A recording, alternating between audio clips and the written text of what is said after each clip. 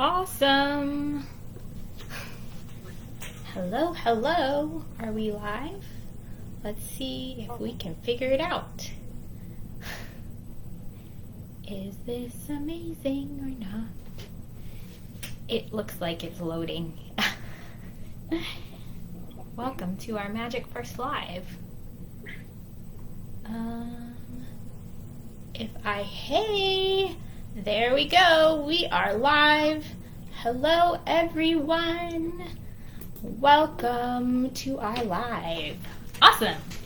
I think we did it. This is so exciting for our first time. So I just want to welcome everybody to the launch of Chalice Home. This is a program that comes out of Soul Matters, and we are super excited to introduce it to everyone, and we hope you are excited about it just like us. Hi, Erin. We see you. I see you. That's exciting. I don't know. I have a magic special live screen that shows me. Hi, Irma. It's good to see you. I'm so excited. I don't know. Maybe you'll have to figure out how to join the live. I've got the live button somewhere. Somewhere in there. Excellent. Because I was planning on watching for comments and stuff. So yes. Trying to figure out. Yes. Welcome as we sort of stumble through this magic of the internet and all of the amazing things that you can do if you can figure it out. So, excellent. All right. Well, we will give maybe like another minute for people to come on and see, and yeah, see if Ariel can figure out the. Did you say anything? Tell me where to go. Tell you where to The Hangout go. group? It is in the Hangout group. I hope. I think we are live in the Hangout group, so it should be there for all to see. I hope. I'm gonna forget about it and Yes. be here. No worries. Maybe my computer can't see. All right. Wow. At any rate, let's get started. And so, if anybody else joins us, this will be the recording of the live. But for now, hopefully we are live and everything's amazing. Yeah.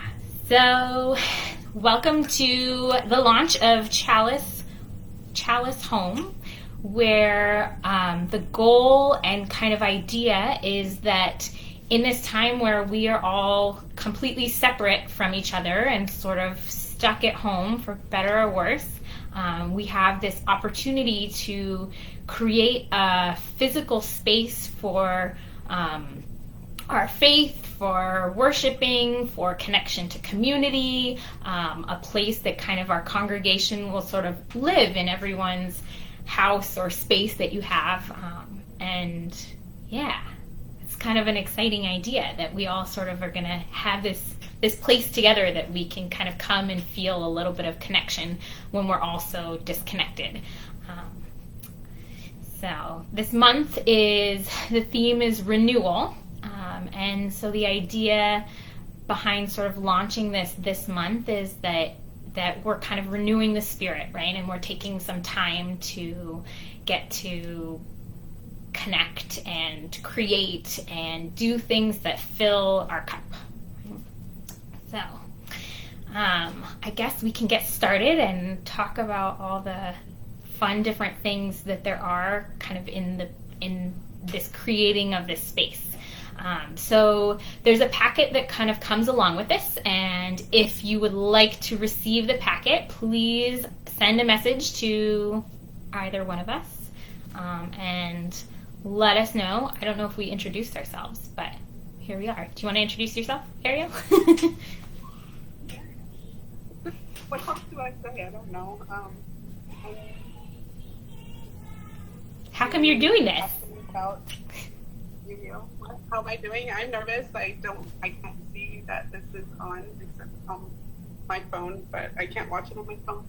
And this is our first time doing this, so it's a little nerve-wracking, but whatever. We live and learn, right? Yeah. We'll try again. Absolutely. And I am Rory Solomon, and I think my name will be connected to this. So hopefully, if you have any questions, you can just send me a Facebook message. You can find us both. We're in if you get the member directory, we're both in there. You can send us an email if you have any questions. And we're hoping to kind of create a email list of people who want to receive the packet that kind of goes along with this every month. So if you want to be on that, connect with us one way or another and just let us know and we'll put you on the list. So I guess we'll start talking about all the things that go on there. Hang on, Rory. Yeah. I just got a message from Irma saying that our feed it keeps getting interrupted. It said just for a few seconds, but enough where they are missing parts. I don't know what you see on your screen. That's fun. I don't know. It says that we have no speed. Look, it's started again. I'm not sure. I think that's one of the magics of figuring this out. I think maybe for next time we'll figure out how to make a ground connection. Maybe we need to do that now. Ay, ay, ay. It is. It does look like it's continuing to log out and log back in. That's fun. You want me to try and figure out how to do the live thing? You can. Do you have a ground connection? No. I think that's, okay. You only had one slowdown. I can see it. It pops up when it slows down, but I don't know what to do about it. Oh, well, I think we keep going and hopefully this will work and we'll post it. And if it doesn't, we'll record something and figure out how to post that, I think. Okay, awesome. So first, let's talk about the chalice, since that seems to be kind of what it's named for. Yes, I'm getting messages too. I don't know what that means. I'm sorry, I don't mean to be distracting. No, I'm going to respond to this. Okay. So the chalice, right? So the chalice is kind of this symbol of our UU faith. And it consists of generally some sort of cup, usually with a kind of up on a little pedestal, and then some kind of flame that goes with it. In my case, I have a little, I don't know if you can see it, but it's a tiny little light that you just turn on, because in my house I have small children, so we don't really use open flames if we can avoid it. But it has this amazing, fantastic history, and it has kind of become this symbol and this idea that when we light the chalice, we create kind of a separate space, right? We create this time and this place that is separate from our everyday hustle and bustle and running around and kind of all the things that go with that. It's, for some people, becomes kind of a meditation focus, right? Something that you can put your energy and your ideas into. For others, it has become this kind of symbol of justice and social action, and kind of, this banner that we sort of carry out into the world. And so we use it as you use at the beginning of congregational meetings. We use it at the beginning of worship. We use it sort of whenever we need to create this space that is helping us to kind of slow down, take a breath, create a moment together. So that's sort of the chalice. And I will actually let me just grab them really fast. Oh, that probably stopped it. Let's see if let me see. Here's a quick little link to a little bit about the chalice, and you can see more of it on the UUA website. There's lots of there's books on the history of it, and lots of kind of ideas behind it, because it has this sort of complicated, complex past to it, which is pretty cool. But it's become kind of our central focus. So there's lots of options for Chalice. Ariel, do you have your Chalice handy? Yeah. You could come. One. I don't know, whichever one, all of them. You want to show some options? There's lots of things we can do to make it. This was what I made yesterday. It's a crochet. I don't know how the earring works. It's a crochet chalice, so it's got like a little flame space for if you have little children and are worried about fire. That's one option. And Melody made one. Melody is my 7-year-old daughter. She made this Lego chalice. And I also have multiple other chalices in my house, but none of them are handy here. And I don't think you probably need to see another one, so. Yeah. So for us, we have, we just happened to get this bowl. It was made by a family member from days gone by, and it's got a little history to it, and it's just this beautiful wooden bowl, and so you could use something like that. You could also, I've seen lots of people take one of those little like those ceramic pots for planting, and you'll turn that upside down, and then you'll put the base on the top, and that becomes kind of the holder for your flame. And those you can decorate kind of however you want. You can make it out of air dry clay. You can grab kind of whatever it is you happen to have around the house. You can put an actual candle in there, right? A flame. At our congregation, we use a mixture of salt and alcohol. And that's what we kind of set as our flame in the worship hall. But lots of us with children use alternative light sources, right? I have this kind of little light that we turn on. I also have a beautiful rock salt lamp that I will plug in that we have used from time to time. So we'll plug that in, and then it's got some fun color changing to it. So that'll kind of sit there and change colors and kind of creates a nice focal point as well. So some of the other pieces that you might want to gather as you're kind of creating your altar space. To start with, you want some kind of cloth that you can put underneath your chalice and on your altar. And you could go to the fabric store and buy fantastic fabric. Like I have this beautiful pine cone fabric. Or you could go for something really nice and shiny, right? Or you could find something that has family meaning to it. So this is one of my cute little kiddos' blankets, right? We made this nice, beautiful blanket with hearts all over it. So you could kind of find any sort of fabric. What did you end up using, Ariel? Melody picked our fabric, and she chose like a fall colors. Let me see if you can hear me.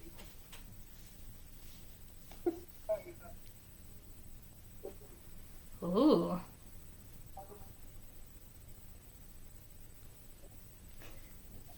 I love it. Oh, the light is so bright over there. But we happen to have like a big altar type of space right above our fireplace, so we had a perfect little home for this already. I just had to remove some. Yeah.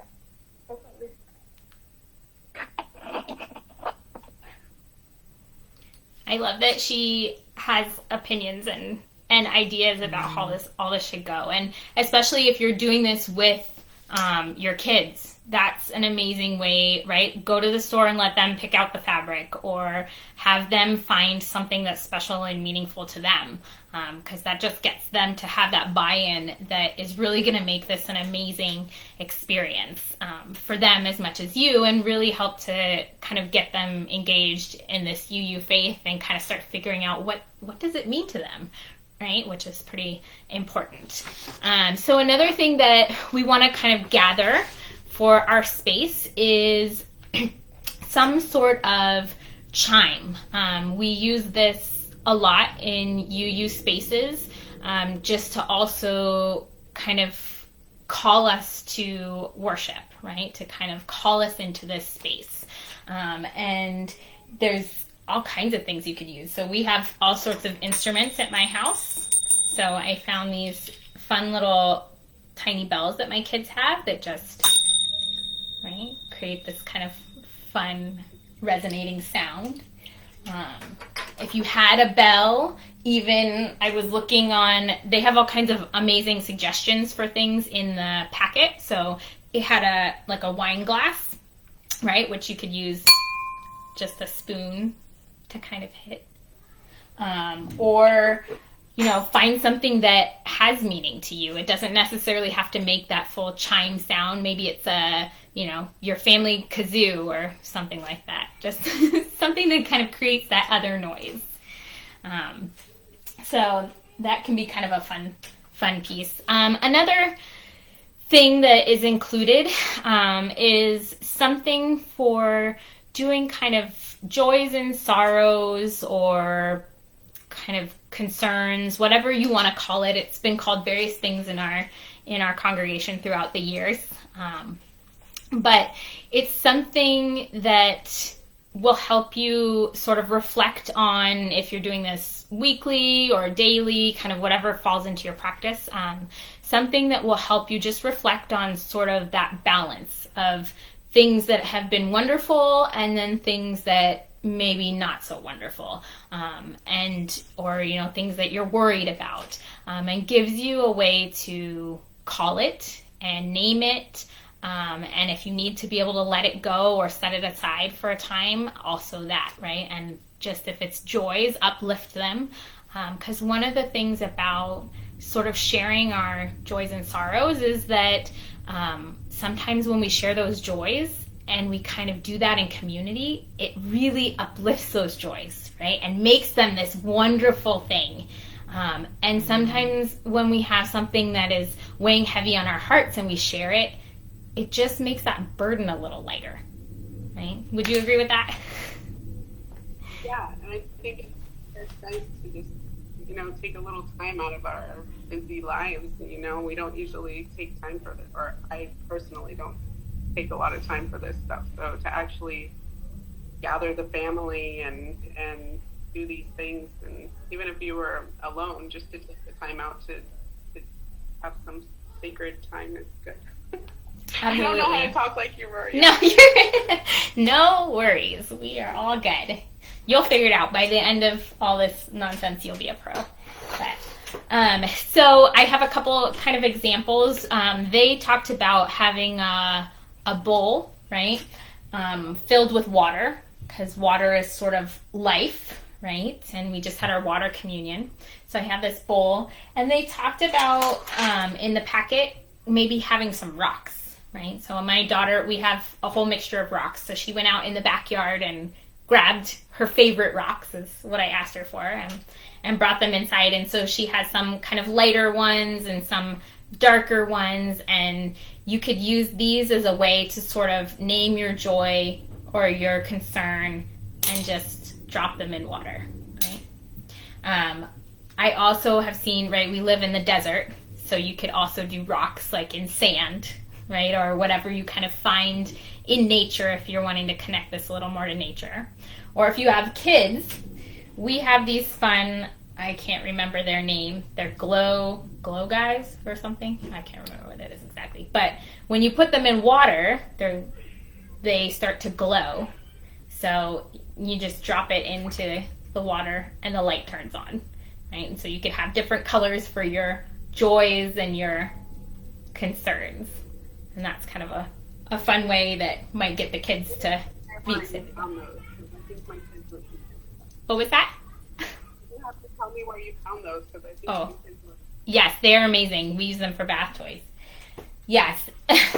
And Heidi brought up, right, the problem of our water evaporating. So I think for sure that's something that, that's why maybe sand is a better option here. And so it might depend. Maybe you have the bowl set up there and you just put water in it when you're thinking about it. Or if it becomes part of your everyday ritual. You sort of take some time at night, maybe before you go to bed, you know, and you think about your joys and sorrows for the day, and you kind of drop things into there. So then maybe refilling it, right, might be a thing. And I don't know, maybe you put a fun little plant or something growing out of the water and turn it into an ecosystem. Who knows?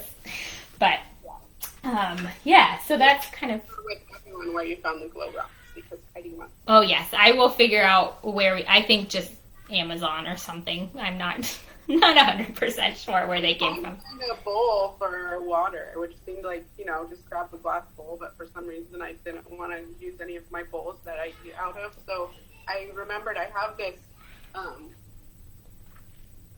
at the dollar store a long time ago, and just have it sitting up because I just liked it. It's a star shape, but it's like perfect for the water. So a lot of things I already had in my house, and a lot of them I already had up on my altar, even though I wasn't using it as an altar. It just kind of was there. But yeah, I like the ecosystem plant idea too. I think that is a really good idea. Especially sand. We have a sandbox. We might have to look for any scorpions first. Yeah, you don't need those on your altar, that's for sure. So another thing that's been talked about to put on there is some sort of collection container for an offering, right? That kind of, we do that as part of our worship service. Generally on Sundays, we sort of pass the collection plate, or now they kind of make an announcement about it. But being able to have something on your altar space where you're thinking about that idea of giving back, you know, taking some of the abundance that's in your own life and being able to pass that on to others. And so, where's mine? Of course, my children have moved it. So my husband is very obsessed with old things. And so we have one of these old-fashioned little piggy banks, like pigs fly, right? And so that's kind of, my daughter got to sort of pick what's going to go on ours, and so that was her choice for this. And so we just have it there and put coins in whenever we happen to get them, which is not as often now, but they had some examples where they talked about like going through your couch cushions or through your car and seeing if you have any spare change in there and collecting it, or if you pick a particular cause or something that you could go around the neighborhood, right, with your family and kind of go door to door and say, hey, we're collecting money for this particular charity or idea, you know, as another option. Just kind of a way to connect in and give, you know, of yourself. And you can kind of figure out what works for you, right? Another option would be something like, if you wanted to get crafty and creative, right? You can take a old tissue box and decorate that up and then be able to put stuff in it there, right?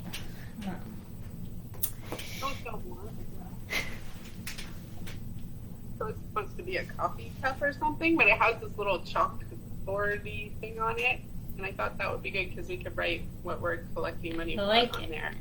I like it. That's I true. I haven't did it yet, so all my things might change. What I have. And I think that's one of the things about this is that whatever you make can change, right? You can add and remove things as feels necessary or exciting to you, you know, whatever kind of calls you. So the other piece of this is to find a space for it. And Ariel's got this amazing fireplace space that works really well. I am still trying to figure out where we're going to fit this with my toddler. So if you have young children who want to steal things off of said altar, you may have to get a little creative. Or if you're in a very small space, right, you could create a small space. It doesn't have to be a large, elaborate altar by any means, but you could also put it in a box, right, which may be what we end up doing. I like the idea of having it out, because that means that it's there, and every time you pass by it, you're sort of thinking about it, right? And it's kind of there in your mind. But, you know, you do what you got to do.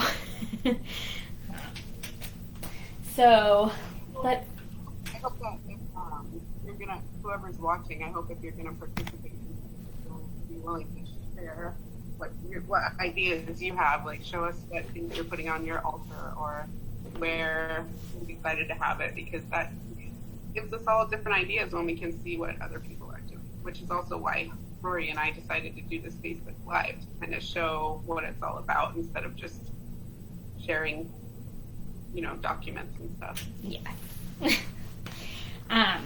So the last piece that kind of comes with this every month is that they actually send some worship things that you can do.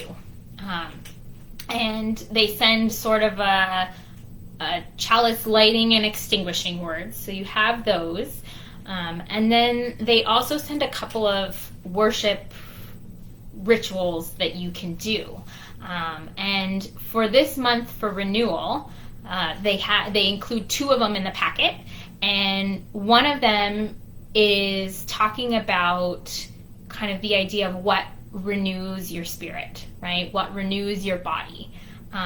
And so taking something that brings you that sense of renewal and adding it to your altar.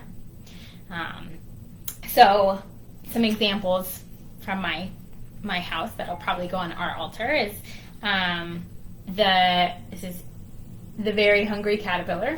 You guys can see that. But one of the things we do a lot of, and we've done a lot more of it since the pandemic, is sitting down and reading together, right? And just me kind of being able to be there with my kids, and they cuddle up, and we just kind of sit there and read books. And now my daughter is starting to learn how to read on her own, and so that's even more exciting, right? When she gets really excited about, let me read this book.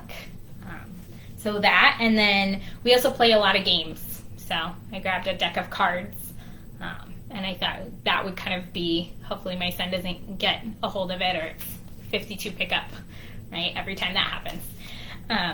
But yeah, those were things that to me kind of brought this idea of renewal and some things that we've been doing. And so they actually create a whole sort of mini worship service around adding these objects to your altar, and how you would go about just kind of making the space for them and acknowledging and recognizing them. Did you pick a renewal object or 2? Kind of goes along with the other part of it. Are you going to share the Greek? Yeah. Sure, I can share that one. So the other worship ritual that they added on is one about kind of grieving loss, right? Because we're all sort of stuck in this space and this time where we're missing some of the things that we've done normally in our life, and so they created this ritual of just being able to really recognize and honor that, and so adding things that kind of remind you of the things that you're missing, or help you to just kind of acknowledge them, and, you know, be able to figure out ways to make things new and repair. And so for that one, we just got from Miss Melody this fantastic book full of pictures of my kids and Ariel's kids having fun together, which is pretty much all pre-pandemic things that we were doing together. Going to the park and hanging out at houses together and kind of all that fun stuff. So for sure, my kids are missing that social interaction, as I'm sure most of you are. So yeah, this is kind of, Alana's been carrying this around and showing it to everyone, so now we're going to add it onto our altar and be able to pull it off and look at it and think about all those amazing times, and, you know, figure out what we can do to sort of bridge that gap. Right? Yeah. Well, thanks for joining us. Hope you have a good dinner. Yeah. The thing, it was funny because I hadn't even talked about the grief and everything with Melody, but as soon as we started making a chalice and getting things ready for putting up on the altar, she said that she wanted to put pictures of people who've left church, like Reverend Rachel or old friends who've moved away. And then Rory told me about this grief piece, and I was like, wow, Melody knew without even knowing. So I'm planning on getting some pictures, maybe making a collage of different people who we've met at church that have moved away or whatever. But the one that I have here right now, it's the picture frame when a bunch of our UUs went camping at Lake Mead somewhere, and Kathy Espin was one of our members who passed away, so she was there, and that's one of our sad parts about it. But then it also is, you know, in one picture it's got the sadness but also the joy of you know, being out in nature and being with our friends. And I mean, I can see how your photo album kind of represents both too, because even though they're sad and we miss those things, they're also very happy memories that bring joy. So I kind of like that this is just one little thing that contains so much in it. Yes. I love that picture. That's fantastic. I miss Kathy. I want to. But yeah, so the hope is that you can kind of take the ideas that are here that we're presenting and that are in the packet, if you would like the packet, and just kind of make them your own. And share pictures, share what's going on as far as all of that goes in your life, in your house, in your living space. And yeah, just help us all feel a little bit more connected and kind of just connected with each other. So yes, I think that's probably more or less all I had to say. Phew. Pretty good. You covered it quite well. Awesome. Well, I just want to thank everybody who's kind of come on and watched us stumble through this thing. So thank you so much for joining us. Reach out, please, if you have any questions at all. If you want to be on the mailing list for getting the packet, we are going to try to get a list together so we're not bombarding everyone with too many messages. But if you want this, it'll just be one piece of mail a month, I promise. Just the packet with the information about what we're adding. The idea is that every month, based on kind of the theme that's coming off of Soul Matters, we will add one or two things to our altar, and they'll have different sort of worship service ideas and chalice lighting and extinguishing words that we can use to sort of all be in this together. The hope is that if you have family, if you have kids with you, that you will be able to kind of pull them in, include them, start thinking about what UUism means to them, and you know how this can be a part of their lives. And if you need any help with any of that, please reach out to either one of us. We would be so happy to talk you through this as we're kind of figuring it out with our own kids. Yeah. All right. Awesome. Well, thank you so much. You got anything else to add? No. No, we're good? All right. Awesome. Bye, guys. Thank you.